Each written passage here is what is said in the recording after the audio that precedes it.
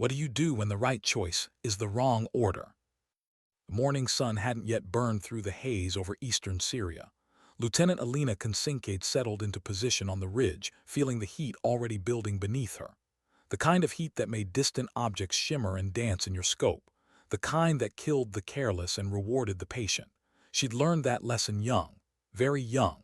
But right now, patience wasn't the problem. The problem was 1,200 yards below her hide site. 12 United States Marines, about to die. She could see it happening in slow motion through her Schmidt and Bender scope. The fire base was being overrun. 37 Taliban fighters moving with coordinated precision, closing on the Marine position from three sides, like a noose pulling tight. The Marines had maybe 8 minutes before the enemy would be inside their perimeter, maybe less.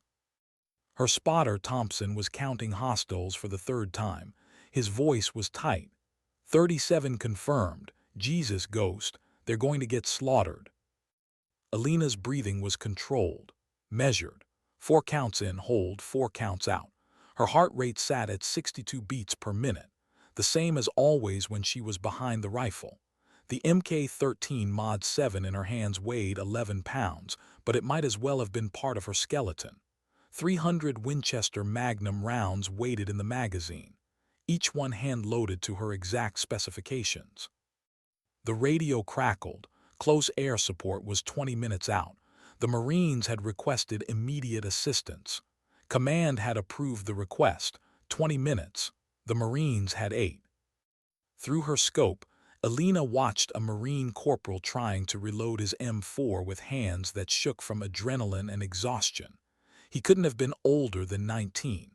Probably had a girlfriend back home. Probably had a mother who prayed for him every night. Rules of engagement, Thompson asked, though they both knew the answer. Observe and report. Air support is inbound. She knew the math. She'd done it 3 times already. Taliban moving at their current speed. Marines down to final defensive positions. Ammunition running critical. 8 minutes until overrun. 20 until the A-10s arrived to find nothing but bodies. The wind shifted. 14 miles per hour from the east, quartering left. Temperature 96 degrees at their position, probably 105 down in the valley. Elevation difference, 2,400 feet. She ran the calculations automatically. Muscle memory from 10,000 shots in conditions just like this. Through her scope, she watched the Taliban commander issue orders. He was smart, keeping his fighters dispersed, using cover. He wore no insignia, carried no radio, nothing that marked him as leadership. But Alina had been watching men like him for years. She could read command presence like a book written in blood. First correction, elevation, 13.2 minutes of angle. Wind correction, 2.8 minutes right. Range to Taliban commander, 1,847 yards, just over a mile. Her finger rested outside the trigger guard. Ghost, Thompson's voice was tight. Marines are calling for help. They're requesting immediate fire support from any available asset. Alina closed her eyes for 3 seconds, saw her father's face, heard his voice from 21 years ago teaching an 8-year-old girl how to shoot a .22 rifle in the Montana mountains. Between heartbeats, little warrior, that's where perfection lives.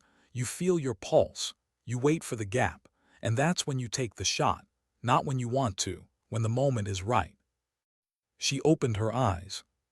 Correction, I have 37 hostiles engaging friendly forces. Am engaging. Thompson looked at her. Ghost, that's not. I know what it is. Alina settled her cheek against the stock. The scope picture crystallized. The Taliban commander was shouting now, his fighters beginning their final assault. In 6 minutes, they'd be inside the Marine perimeter. She found the gap between heartbeats. The rifle fired. The sound rolled across the valley, flat and hard. Through the scope, she watched the bullet trace its arc across 1,847 yards of superheated air. 1.2 seconds of flight time. The commander's head snapped back. He dropped like someone had cut his strings. The Taliban fighters froze. Confusion rippled through their ranks. Where had the shot come from? Who was shooting? Their commander was down and they couldn't see the threat.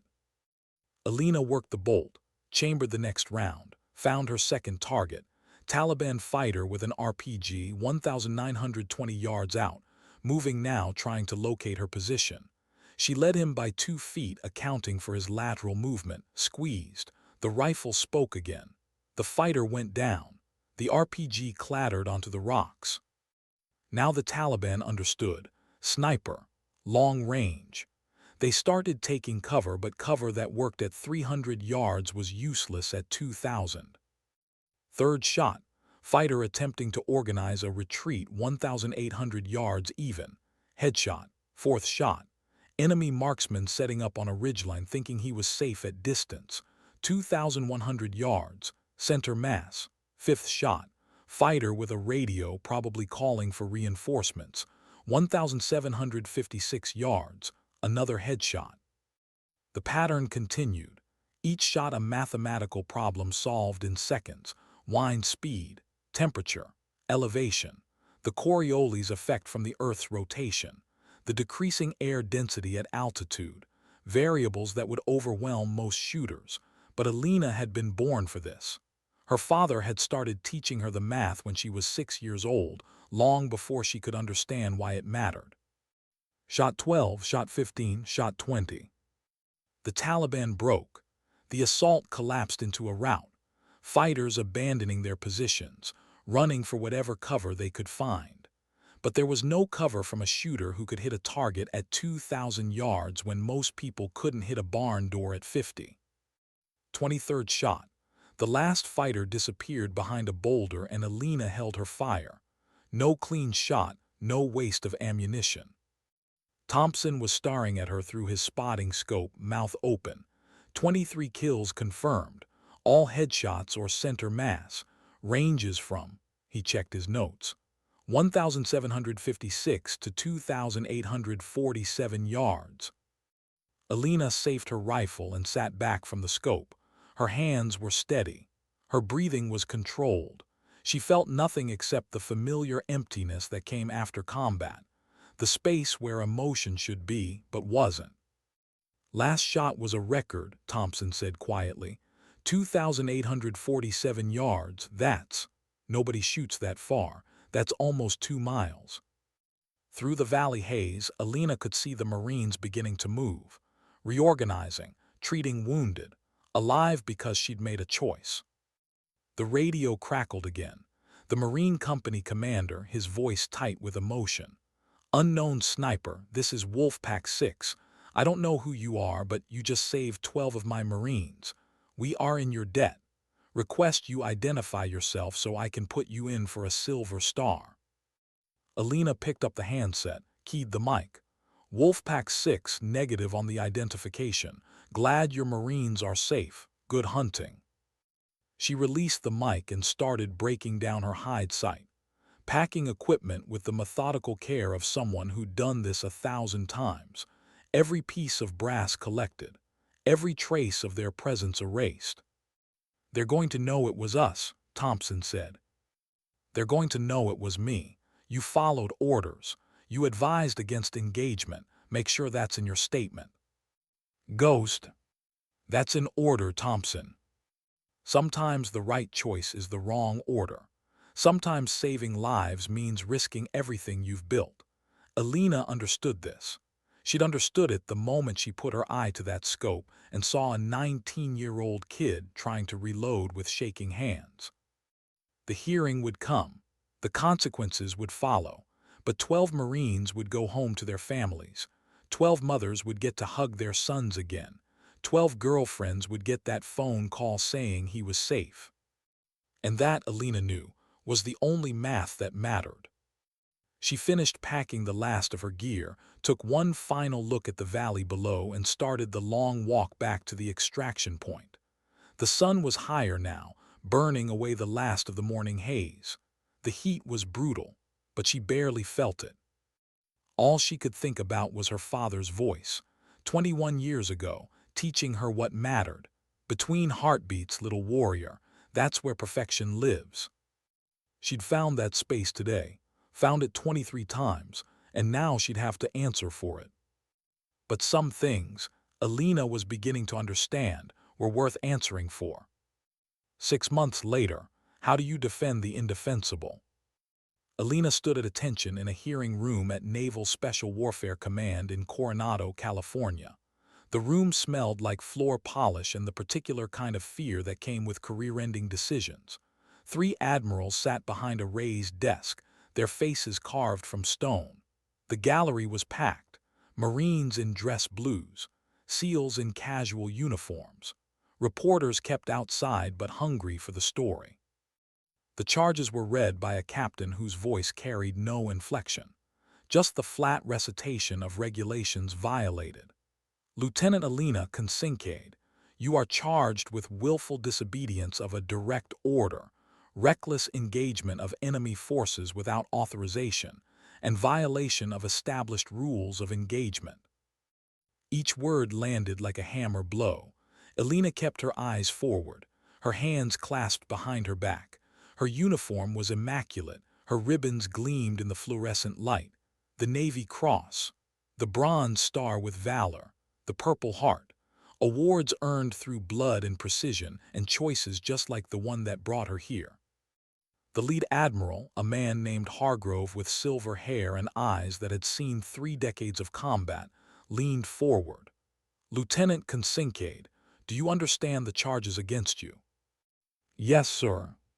And how do you plead?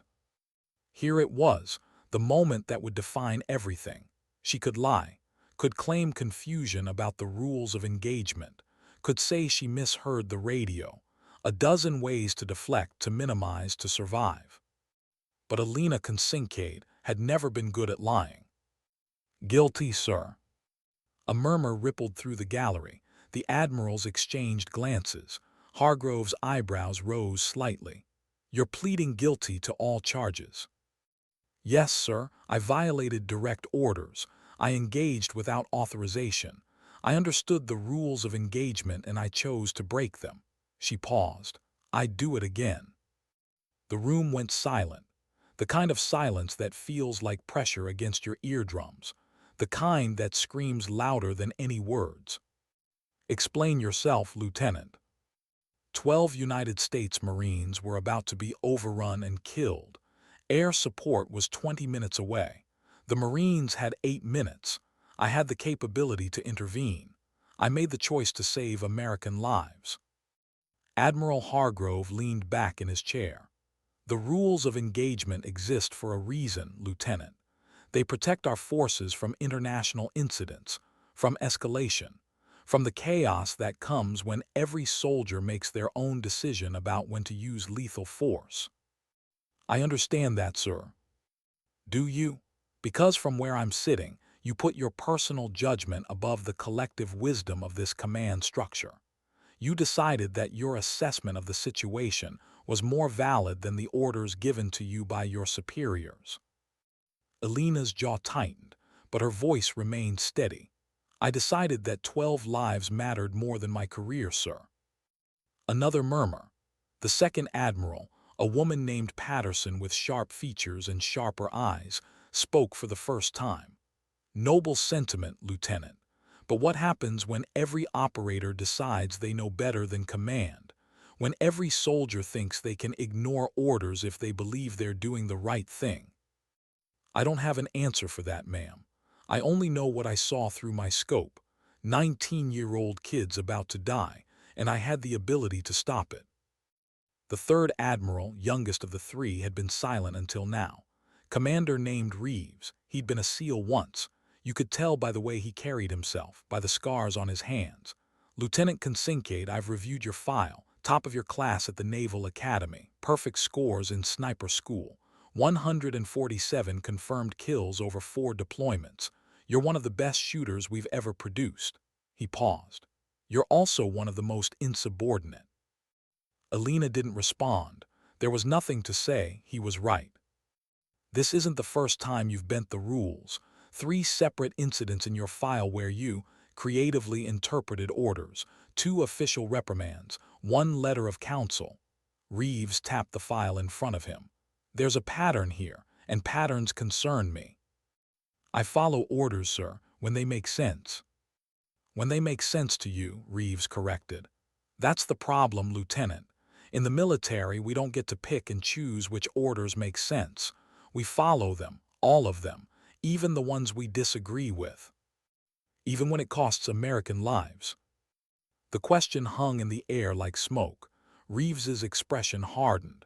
Especially then, because once we start making exceptions, once we decide that individual judgment trumps the chain of command, we don't have a military anymore. We have chaos. Alina felt something cold settle in her chest.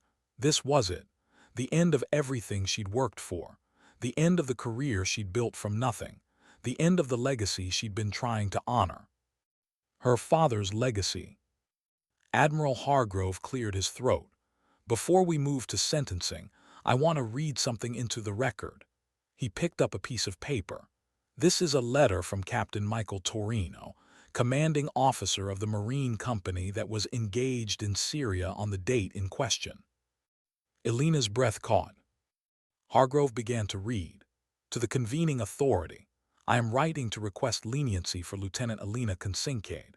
On the morning of the engagement, my Marines were facing imminent death. We were outnumbered 3-1, low on ammunition, with no air support available in time to make a difference. Lieutenant Kincaid's intervention saved 12 United States Marines from certain death. She acted with courage, precision, and a level of skill I have never witnessed in my 20 years of service. While I understand she violated orders, I believe her actions exemplify the very best of what we ask our warriors to be. She saw Americans in danger and she acted. If that's a crime, then I pray we have more criminals like her. The silence that followed was different now, heavier, more complex. Patterson spoke next. We also have testimony from the 12 Marines who were saved. Every single one of them has written statements supporting Lieutenant Kincaid. Several have offered to testify on her behalf. I've reviewed the tactical footage, Reeves added. 23 confirmed kills, ranges exceeding 2,800 yards under combat conditions, with lives on the line. He looked directly at Alina. It's the most extraordinary display of long-range marksmanship I've ever seen, and I've been doing this for 30 years. Hargrove set the letter down. Here's the dilemma, Lieutenant. You broke the rules, flagrantly, knowingly. If we let this slide, we set a precedent that every operator can ignore orders when they think they know better. But if we punish you severely, we're telling our warriors that saving American lives is less important than following regulations. He stood, the other admirals followed. Alina remained at attention. This panel has reviewed the evidence, the testimony, and the circumstances of the engagement. We find that while your actions were technically in violation of orders, they were also necessary, proportional, and ultimately successful in preventing the loss of American lives. Hargrove's expression softened slightly. Lieutenant Kincaid, you're being given an official letter of reprimand. It will remain in your permanent file. You're also being temporarily removed from combat operations, pending additional training on rules of engagement and proper escalation procedures. Alina felt her stomach drop. Removed from combat, it might as well be a death sentence for her career. But Hargrove wasn't finished. You're also being recommended for the Navy Cross for extraordinary heroism under fire. The 12 Marines you saved are alive because you made a choice. It was the wrong choice according to regulations, but it was the right choice as a human being. That distinction matters. He picked up his gavel. This hearing is concluded. Lieutenant Kincaid, you're dismissed. Alina saluted, turned on her heel, walked out of the hearing room with her head high and her heart in pieces. She'd saved 12 lives and lost her career.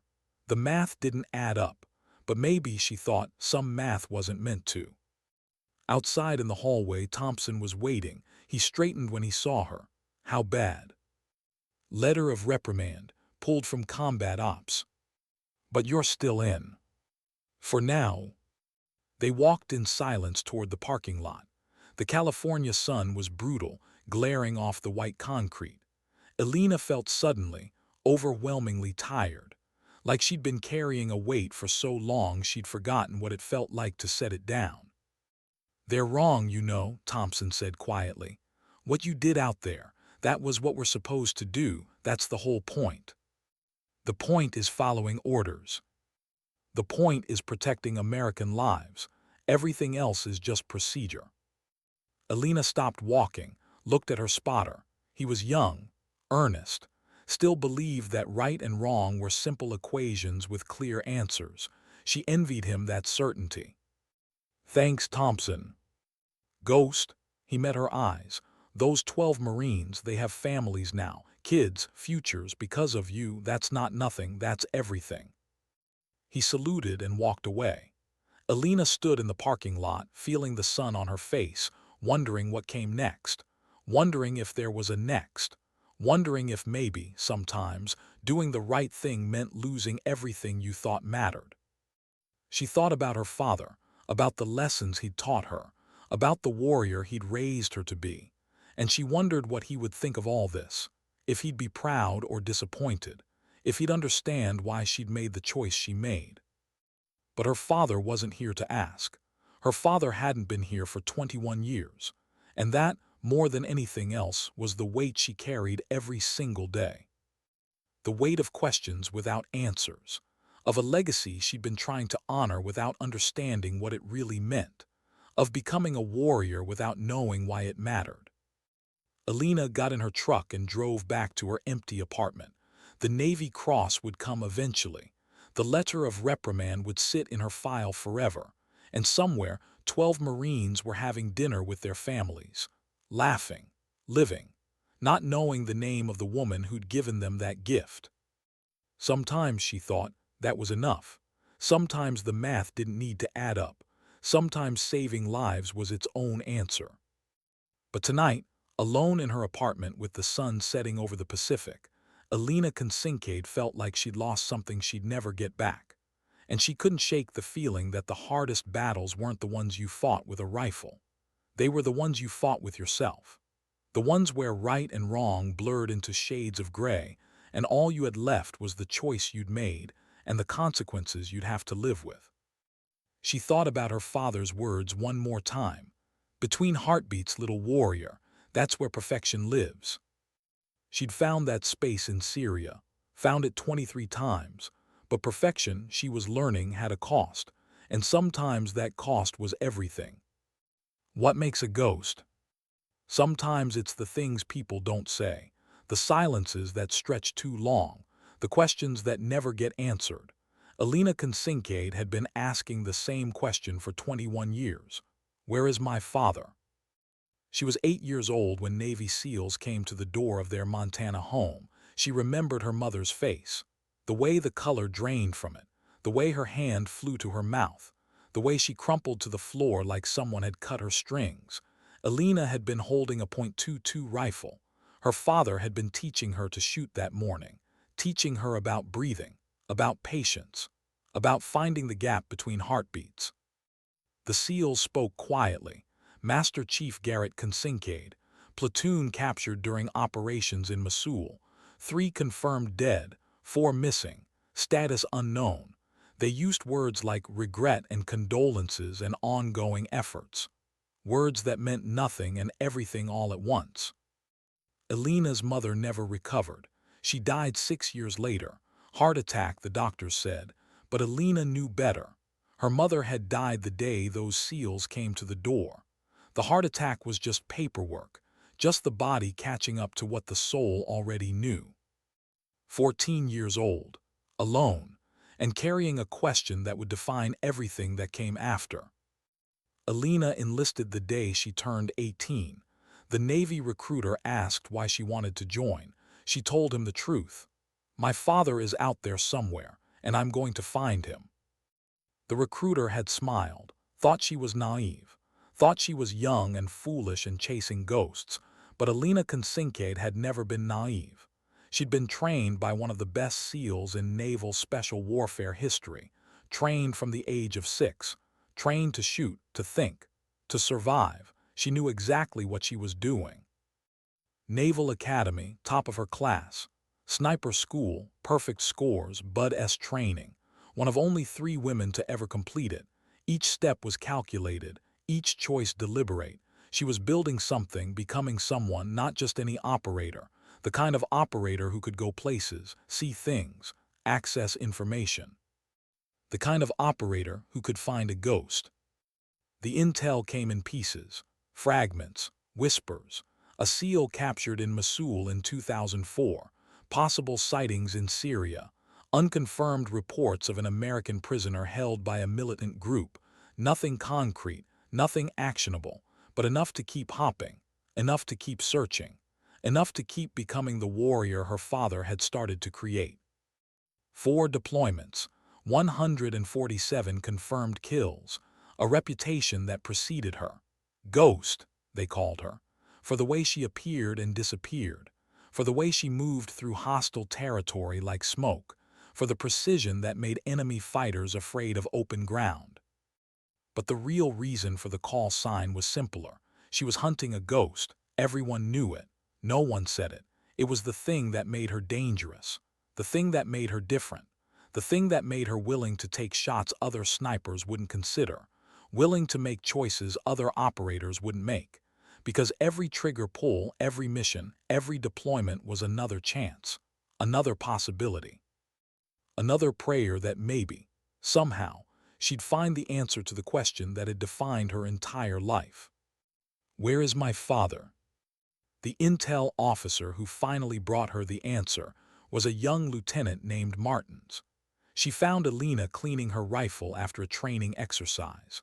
The look on Martin's face told Alina everything before a word was spoken. We found him. 3 words, 21 years, everything. Where? Syria, small village near the Iraqi border. Intel came from a raid last week. One of the detainees mentioned an American prisoner, older male, long-term captivity. The description matches your father. Alina's hands were steady as she set down the cleaning rod. Her voice was calm, but inside she was 8 years old again, holding a .22 rifle, watching her mother fall to the floor. How certain? 70%, maybe 80. Facial recognition is difficult after this long, but the tattoos match, the identifying markers. Martins paused. Ghost, you need to prepare yourself. If it is him after 21 years of captivity, he might not be the man you remember. Alina had been preparing herself for 21 years, for every possible outcome. Death, permanent injury, mental trauma. She'd imagined all of it, nightmares and waking dreams, but she'd never stopped hopping, never stopped believing, because sometimes hope is all you have, and sometimes that's enough. When do we move?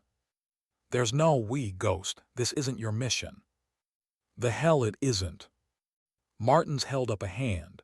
I know, believe me I know, but you're too close to this. Command won't authorize you for the extraction. They're putting together a team now. SEAL Team 6, the best we have. I'm the best you have.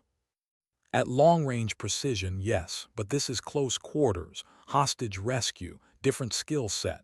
Martins met her eyes. You'll get to see him. The moment he's extracted, you'll be there. That's a promise, but you can't be on the team that goes in. Alina wanted to argue, wanted to fight, but she'd been in the military long enough to know when a battle was already lost. Fine, but I want updates, real time, every step of the extraction. Done. Martins left. Alina sat alone in the armory surrounded by the tools of her trade. Rifles, scopes, ammunition, the instruments of precision death, everything she'd built, everything she'd become, all of it leading to this moment. And now she'd have to wait. Let someone else bring her father home. Trust that they'd do it right. Trust that after 21 years a few more hours wouldn't matter. But every hour mattered. Every minute, every second. Because somewhere in Syria her father was waiting, enduring, surviving, not knowing that help was coming, not knowing that his little warrior had grown up, had become everything he'd started to create. That night, Alina couldn't sleep. She lay in her bunk, staring at the ceiling, running through scenarios. What if the intel was wrong? What if it wasn't him? What if they were too late? What if he didn't recognize her? What if 21 years had broken him in ways that couldn't be fixed? What if she'd spent her entire life chasing someone who'd stopped existing years ago? She got up before dawn, went to the range, loaded her rifle, fired round after round into targets that meant nothing. The familiar routine, the meditation of violence, the space between heartbeats where everything made sense.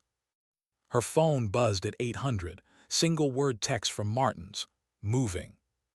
Alina's heart rate didn't change. Her breathing stayed controlled. But inside, something shifted, something fundamental, like a gear clicking into place after years of grinding. This was it, the answer, the end of the question, the moment that would define everything that came after. She drove to the base hospital, waited in a room they designated for family. Family. The word felt strange. She'd had a mother once, for 6 years after her father disappeared.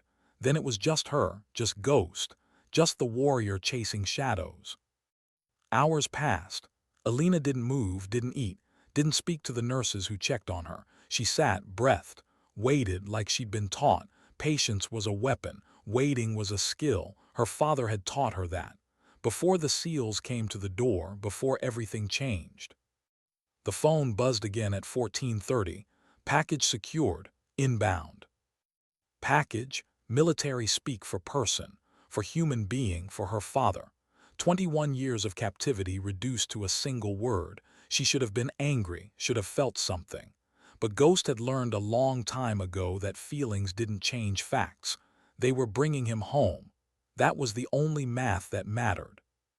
The helicopter landed at 15:02. Alina watched through the window as medical personnel rushed to meet it, watched them unload a stretcher, watched them carry someone toward the hospital entrance, someone too thin, too fragile, too broken. But alive.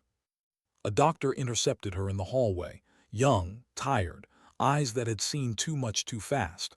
Commander Kincaid. That's me.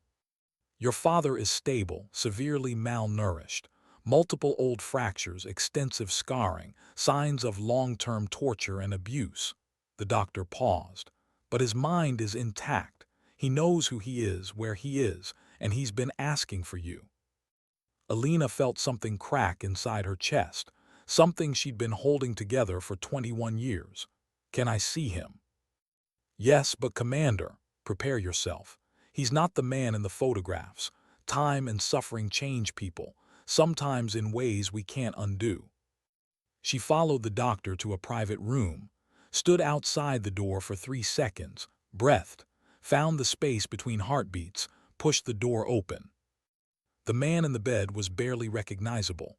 Gaunt, scarred, gray hair where there used to be brown, but the eyes were her father's, clear, alert, filled with something Alina hadn't seen in years, hope. Hey, little warrior. 2 words, her father's voice. 21 years of silence shattered. Alina crossed the room, sat beside the bed, took his hand. It felt fragile in hers, like bird bones wrapped in paper skin. Dad, I've been looking for you. I knew you would. His voice was rough, damaged, but certain. That's why I held on, that's why I survived. I became a SEAL like you. I know, they told me, the team that extracted me. They said you're a legend, the best shooter in naval special warfare. You taught me well. Garrett Kincaid smiled. It was broken, painful, but real. I taught you the basics. You became something more, something extraordinary. He squeezed her hand.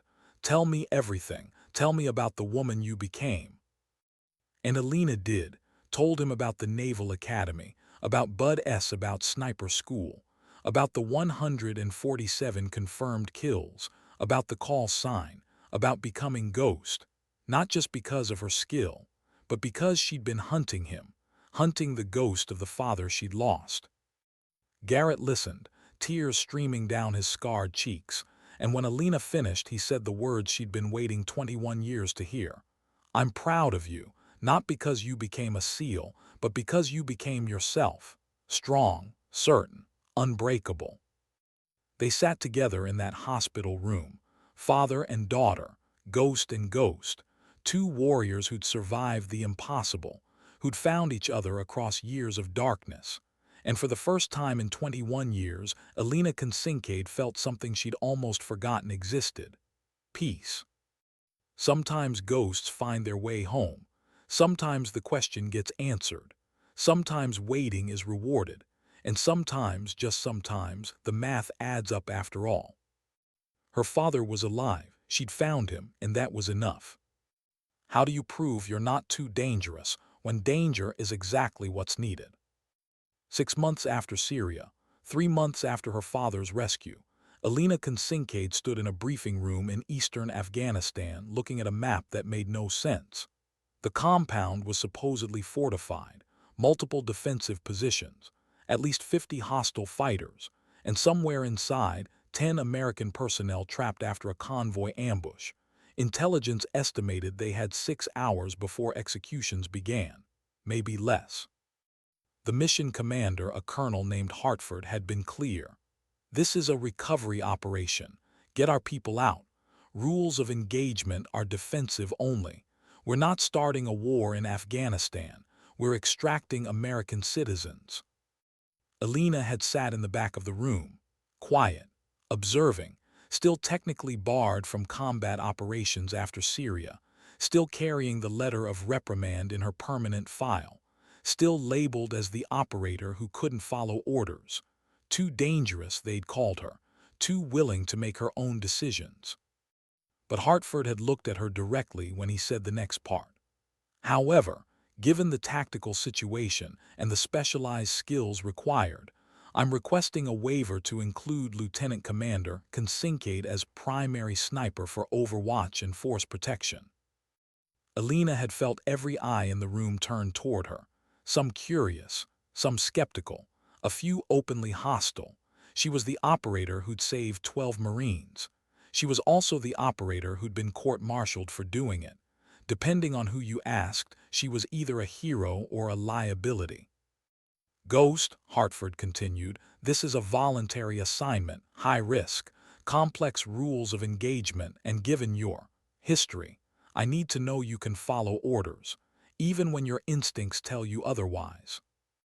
Alina had stood, met his eyes. "I can follow orders, sir, when they make tactical sense and don't cost American lives unnecessarily." "That's not the answer I was looking for." "With respect, sir, it's the only honest answer I can give you." Hartford had studied her for a long moment. Then he'd nodded. "Fair enough, you're approved. But Commander, if you go off book on this one, there won't be a hearing. There won't be a second chance. You'll be done. Understood?" "Understood, sir." Now she was on the ground, 2 clicks from the compound, setting up in a hide site that gave her overlapping fields of fire on 3 sides of the target building. Her spotter was a staff sergeant named Chen, experienced, steady. Not Thompson, who'd been reassigned after Syria. Chen had read the reports, knew exactly what Alina could do, and more importantly, knew what she'd done. "Ready when you are, Ghost," Chen said quietly. Alina checked her scope. The compound was 1,900 yards away, farther than Syria, but the conditions were better, less heat shimmer, steadier wind. The math was straightforward, the shot was possible. Through her scope she could see movement, fighters on the walls, defensive positions prepared. They were expecting a rescue attempt. Smart, prepared, and holding American lives as insurance. The assault team was moving into position. 20 operators, best of the best. But even the best needed an edge when the numbers were against them. That's where Alina came in. Precision fire from distance, taking out threats before the team made entry, covering their advance, protecting their withdrawal. "Ghost actual, radio check." Alina keyed her mic. "Actual, Ghost, I have eyes on target, multiple hostiles visible, defensive positions hardened. Recommend we wait for shift change. Reduce the number of active defenders. Negative ghost. Timeline has accelerated. Intercepted communications suggest execution is imminent. We move in 10 minutes. 10 minutes. Not enough time for the defenders to relax. Not enough time for any tactical advantage except the one Alina could provide. Raw skill against superior numbers. Copy actual standing by. Chen was running calculations, wind speed, temperature, elevation, all the variables that turned shooting into mathematics. First target priority should be the watchtower, northeast corner. He's got overwatch on the entire approach. Agreed, range. 2,020 yards. Alina adjusted her scope, found the target, young fighter, maybe 25. AK-47 slung over his shoulder, scanning the perimeter with binoculars, professional, alert, dangerous. She thought about Syria, about the choice she'd made, about the consequences that had followed, about the letter of reprimand in her file and the admirals who'd called her insubordinate. But she also thought about 12 Marines who went home to their families, about her father, who'd survived 21 years because he'd refused to give up, about the 10 Americans inside that compound who were counting on operators like her to make the hard calls. Ghost actual, we're moving. 2 minutes to entry point. Request you begin target elimination on my mark. Roger actual, ready on your mark. The assault team was shadows in her scope, moving with practiced precision, every step choreographed, every movement calculated. They were good, but good wasn't enough when the enemy had fortified positions in superior numbers. Ghost mark. Alina found the gap between heartbeats, felt her pulse slow, felt the world narrow to just the scope picture and the mathematics of death. First shot. Watchtower. 2,020 yards, the rifle fired. The sound rolled across the valley. Through the scope, she watched the fighter drop. The compound erupted, fighters scrambling, shouting, trying to identify the threat, but Alina was already on her second target, fighter on the wall. 1,856 yards, center mass. The rifle spoke again. The assault team breached the gate. Chen was calling targets. 3 fighters south wall, 800 meters from entry team. Alina found them, 3 shots, 3 seconds, 3 fighters down. The radio crackled. Ghost actual taking fire from second floor, east side, can't advance. Alina scanned the building, found the muzzle flashes. 2 fighters with PKM machine guns, suppressing the assault team, pinning them in a kill zone. Range 1,923 yards, shooting through a window, minimal margin for error. She took the shot. The first machine gunner dropped, worked the bolt, found the second, fired. He fell back from the window. Target neutralized actual. You're clear to advance. The assault team moved forward, room by room, floor by floor. Alina provided overwatch, eliminating threats, protecting angles, covering their 6. Each shot was precise, calculated, necessary. And each shot, she knew, was being recorded, monitored, judged by people who would never be in this position, who would never have to make these choices, who would sit in comfortable offices and decide whether she'd followed the rules or broken them again. But right now, the only judgment that mattered was the one that kept American operators alive. Ghost actual, we have the package, all 10 personnel secured, moving to extraction point, need covering fire on our egress. Copy actual, I have you covered. The assault team withdrew, fighting retreat, 20 operators and 10 rescued Americans, 30 people counting on Alina to keep them alive. She picked her targets carefully. Fighters attempting to flank, fighters setting up ambush positions, fighters with RPGs. Shot 14, shot 18, shot 22. Chen was keeping count. His voice was steady, but Alina could hear the awe underneath.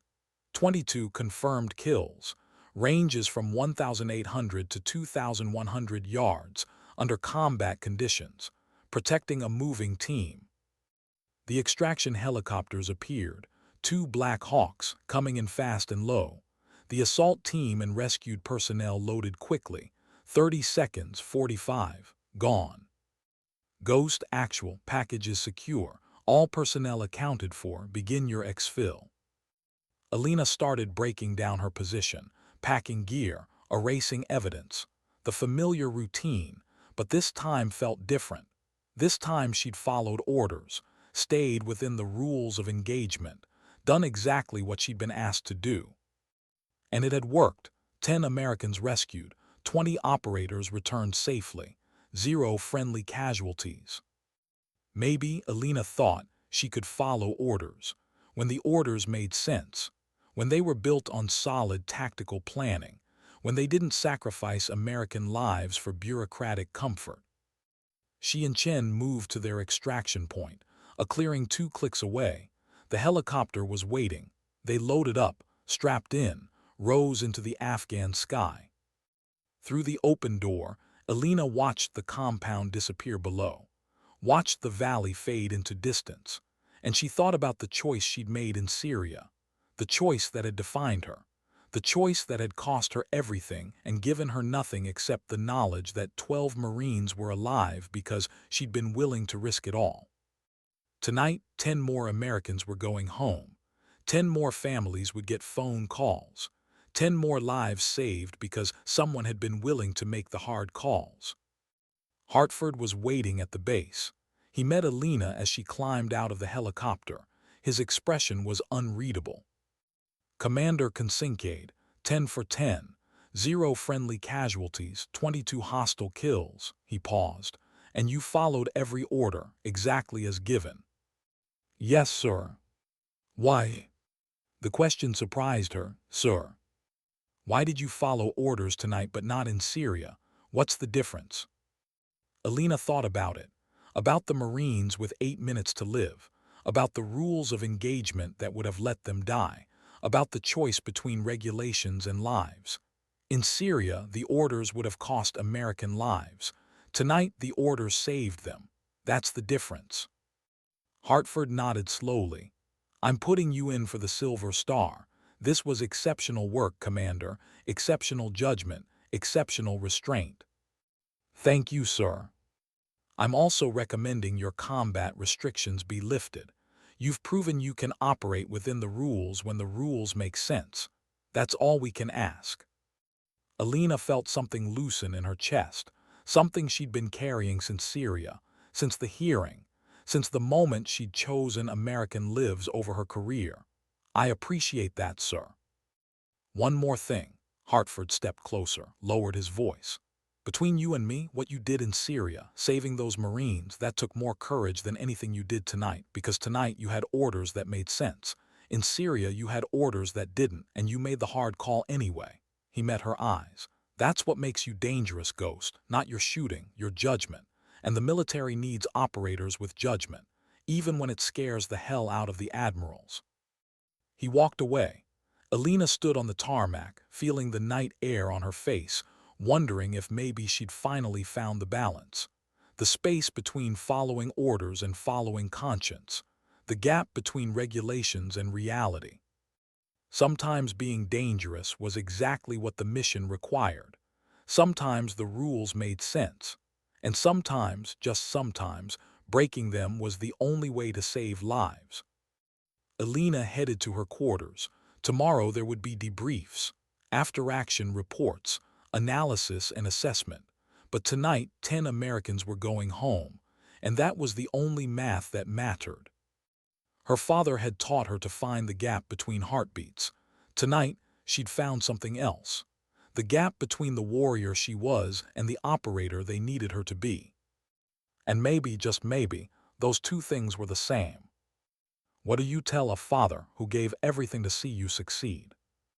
3 weeks after Afghanistan, Alina sat in a hospital room in Maryland watching her father struggle through physical therapy. Garrett Kincaid was trying to walk without assistance. 10 steps, that was the goal. He'd managed 7 before his legs gave out. The therapist caught him, helped him back to the chair, but Alina could see the frustration on his face, the anger at a body that wouldn't cooperate, at legs that had been chained for 21 years and forgotten how to carry a man. Again, Garrett said through gritted teeth. Master Chief, you've already done 3 sessions today. We need to let your muscles recover. Again. The therapist looked at Alina. She nodded. Let him try, let him fight. It's all he knows how to do. Garrett stood, gripped the parallel bars, started forward. 1 step, 2, 3. Each one was agony. Alina could see it in the way his jaw clenched, in the sweat on his forehead, in the trembling of his arms as they took weight his legs couldn't bear. Step 4, 5, 6, 7, 8. He collapsed. The therapist caught him again, but Garrett was smiling. 8 steps, 1 more than last time. Progress measured in inches, victory measured in single steps. That's enough for today, the therapist said firmly. Rest, Master Chief, that's an order. Garrett let them help him back to the bed. Alina waited until the therapist left before moving closer. She sat in the chair beside the bed, took her father's hand. You don't have to prove anything, Dad. I'm not proving anything, I'm recovering. You're pushing too hard. I've been sitting in chains for 21 years. I'll push as hard as I damn well please. Alina smiled. There was the father she remembered, stubborn, determined, refusing to accept limits. She'd inherited that trait for better or worse. They told me what you did, Garrett said quietly. In Syria, the Marines you saved. Who told you? Everyone. It's the talk of naval special warfare. Lieutenant Commander Kincaid, call sign Ghost, the operator who broke the rules to save 12 Marines, who took a court-martial and came out with a Navy Cross. I also came out with a letter of reprimand and combat restrictions, which you just had lifted after Afghanistan. Garrett squeezed her hand. You're making a name for yourself, little warrior, the kind of name that matters, not for how many kills you have, for the choices you make when it matters. Alina looked away. I don't know if they were the right choices. Why not? Because they cost me. The Syria decision cost me 6 months of my career, cost me trust, cost me standing with command, and I still don't know if I'd make the same choice again. Would those Marines be alive if you'd followed orders? No. Then you made the right choice. Garrett's voice was firm, certain, the voice of a man who'd faced impossible decisions and lived with the consequences. In this job, we don't always get good options. Sometimes we just get bad and worse, and we have to choose which one we can live with. What choice can you live with? Alina asked. Spending 21 years in captivity, being tortured, missing everything. Garrett was quiet for a long moment. When he spoke, his voice was softer, rougher with emotion. The choice to never break, the choice to survive, to hold on to who I was and what I believed in, even when they took everything else. Why hold on? You could have given up, could have ended it, could have. Could have quit, Garrett met her eyes. Never quit, that's the SEAL creed. That's what we are, that's what you are. I'm tired, Dad. I'm tired of making impossible choices. Tired of being judged for doing what's right. Tired of being called dangerous when all I want to do is save lives. Being dangerous isn't an insult, Alina. It's a compliment. Dangerous operators are the ones who change outcomes, who make a difference, who save lives when everyone else is following regulations. But at what cost? My career, my reputation, my future. Garrett pulled her closer. Let me tell you something about the 21 years I spent in that cell. Every day they tried to break me. Torture, starvation, isolation. They wanted me to give up, to lose hope, to forget who I was. He paused. But I had something they couldn't take. I had you. Alina felt tears building, fought them back. Dad. I thought about you every single day. Remembered teaching you to shoot, your laugh when you were little, your mother's smile. And I told myself that Alina was going to do something extraordinary, that she was going to become someone special, someone who made a difference, and I had to live long enough to see it. The tears fell now. Alina couldn't stop them. I'm not extraordinary, I'm just an operator trying to do her job. You saved 12 Marines. You rescued 10 Americans. You found me when everyone else had given up. You became one of the best snipers in naval special warfare history. Garrett's voice cracked. You're everything I dreamed you'd be, and so much more. I did it all for you, to honor your memory, to finish what you started. No, Garrett's voice was firm. You did it for yourself. You became who you were meant to be. I just gave you the tools. You built the warrior. They sat together in silence, father and daughter, both scarred, both survivors, both carrying the weight of impossible choices and the consequences that followed. Finally, Garrett spoke again. There's something I need to tell you, something I should have said years ago, but I wasn't here to say it. What? I'm sorry. For what? For leaving, for getting captured, for making you grow up without a father, for putting this weight on your shoulders, for making you feel like you had to become a SEAL to honor me. Alina shook her head. You didn't choose to get captured, you were doing your job. And my job cost you your childhood, cost you your mother, cost you 21 years of wondering and searching and hopping. Garrett's voice broke. That's on me, little warrior. That's my burden to carry. Dad, you survived. You held on, you never gave up. That's not something to apologize for. That's something to be proud of. I'm proud of surviving. I'm not proud of what it cost you. Alina took both of his hands in hers, looked directly into his eyes. You taught me to shoot. You taught me to think. You taught me to survive. And most importantly, you taught me that some things are worth fighting for, even when the cost is everything. She paused. You did that before you were captured, before everything changed. You gave me the foundation I needed to become who I am. And who are you? I'm Ghost.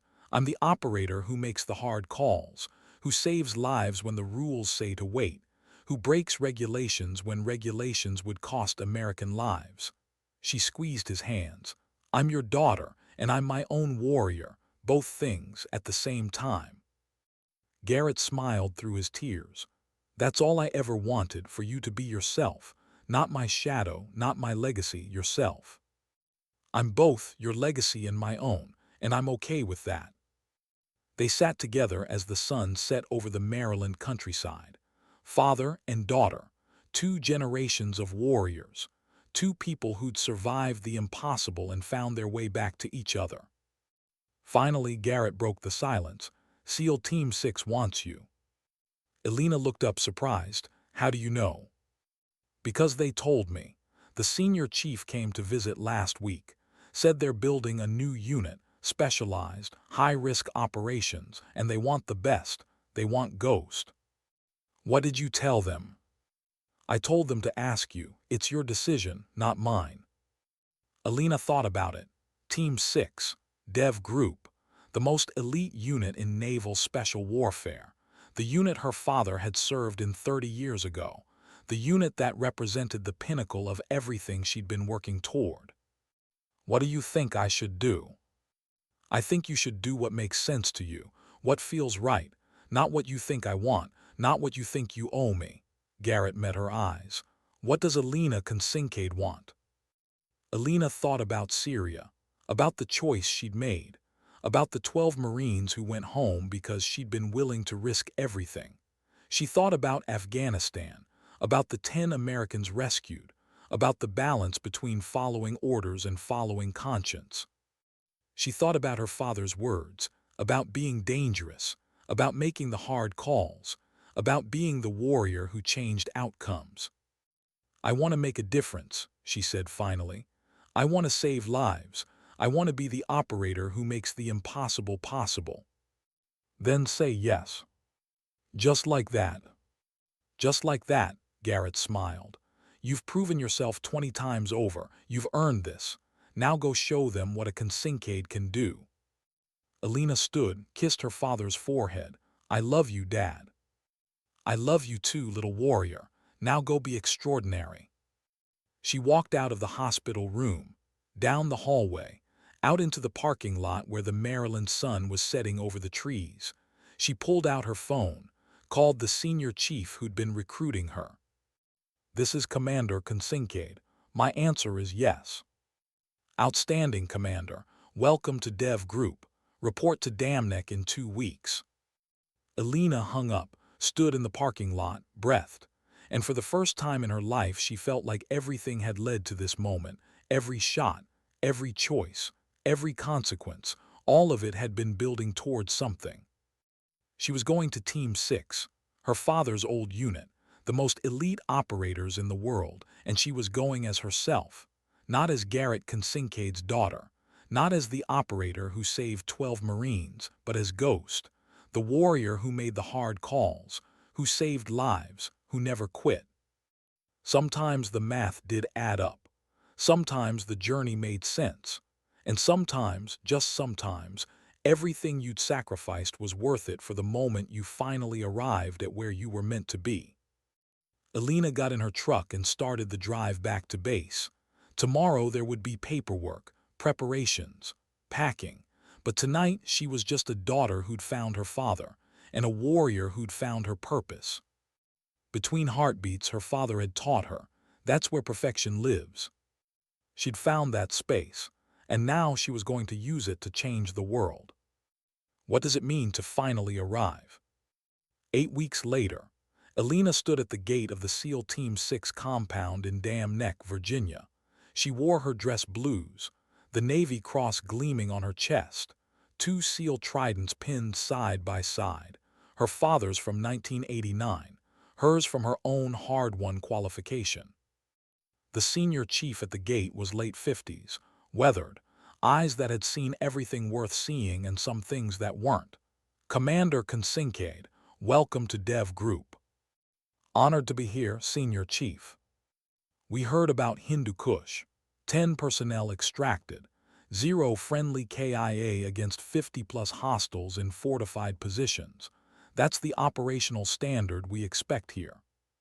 He opened the door to the team room. Inside, 32 operators watched her, all male, all assessing, some skeptical, some curious, a couple openly hostile. This was the moment every operator faced: acceptance or rejection, respect or dismissal. The senior chief spoke to the room. "Gentlemen, this is Commander Kincaid, call sign Ghost. Some of you may doubt, that's your right. She'll prove herself the same way everyone here did, downrange, where it counts." He looked at Alina. "Acceptable." Alina smiled. She'd been proving herself her whole life, to instructors at the Naval Academy, to the men in Bud S who thought a woman couldn't make it, to the snipers who doubted her record, to Master Chief Maddox on a rifle range in Afghanistan. One more time wouldn't kill her. "I've been proving myself since I was 14 years old, Senior Chief. One more time is just another day." She stepped into the room. The door closed behind her. One operator, older than the rest, stepped forward. He had silver in his beard and a scar that ran from his eye to his jaw. "Commander Kincaid, I served with your father in 04, Fallujah. He saved my life when I took an RPG fragment to the chest." The man extended his hand. "If you're half the operator he was, we're lucky to have you. If you're the operator I heard about from Hindu Kush, we're blessed." Alina shook his hand. "I'll do my best not to disappoint, Senior Chief." "That's all anyone can ask." The team settled into their chairs. The senior chief pulled up a map on the screen. Somewhere in Yemen, a new crisis was developing. American hostages, terrorist compound, impossible odds, just another day for SEAL Team 6. The senior chief looked at Alina. "Ghost, your primary sniper on this op. Range will be 1,800 yards minimum, possibly farther. Mountain terrain, wind variable. You good with that?" Alina thought about her father teaching an 8-year-old girl to shoot in the Montana mountains. Thought about Syria and the 23 kills that had ended her career and started it again. Thought about Afghanistan and the choice that had defined her. She thought about the words carved into her father's knife, now strapped to her belt: "Never quit." "I'm good with that, Senior Chief. Let's bring our people home." The briefing began. tactical approaches, intelligence assessments, risk calculations, all the mathematics of warfare. Alina listened, absorbed, calculated. This was what she'd been training for her entire life. This moment, this team, this mission. Outside in the parking lot, Garrett Kincaid sat in his truck. He'd driven 6 hours from the rehab facility in Maryland. The doctors had said he shouldn't travel yet. He'd told them he had something more important than medical advice. Some things you didn't miss. He watched his daughter disappear into the building. The same building where he'd trained 35 years ago, where he'd learned to be a SEAL, where he'd become part of the most elite fighting force in the world. Now his daughter was walking through that same door. Not because of him, not because of his legacy, because she'd earned it through blood and sweat and a choice on a mountainside in Afghanistan that had defined who she was. The warrior who'd faced the impossible choice and made the hard call, who'd chosen duty over blood and gotten both in the end. Garrett didn't need to watch the rest. He already knew how it would go. They'd test her with impossible standards. She'd meet everyone. They'd push her harder than any male recruit. She'd push back harder. And in the end, they'd accept her. Not because she was Garrett Kincaid's daughter, but because she was Ghost. The operator who'd stared down death, made the impossible choice and brought everyone home. The warrior who'd proven that being too dangerous was exactly what the mission required. His little warrior, all grown up. Garrett started his truck and drove toward the rehab center, toward months of recovery ahead. The doctors said he might walk without assistance in 6 months, might regain full strength in a year, might never be the same.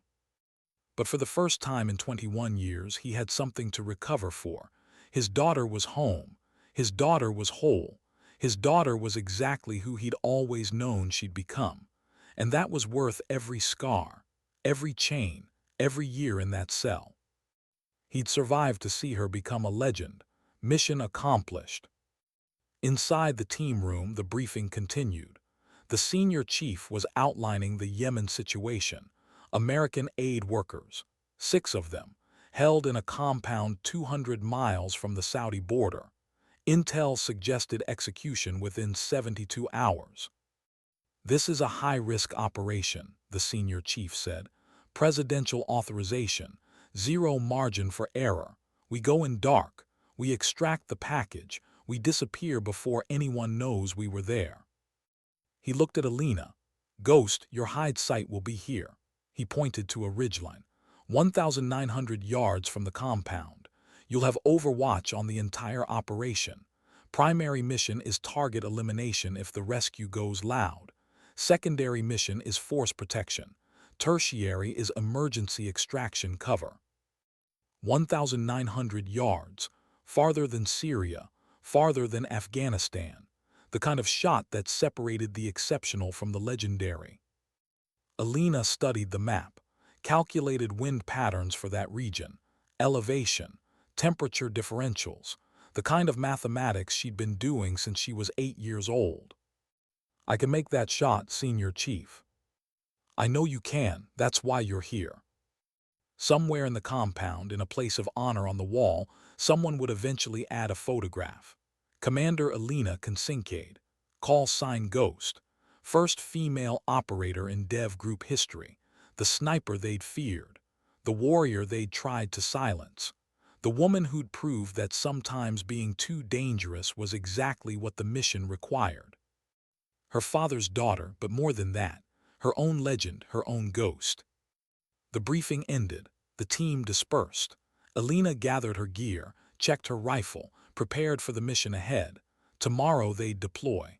Tomorrow they'd bring 6 Americans home. Tomorrow they'd show the world what Dev Group could do.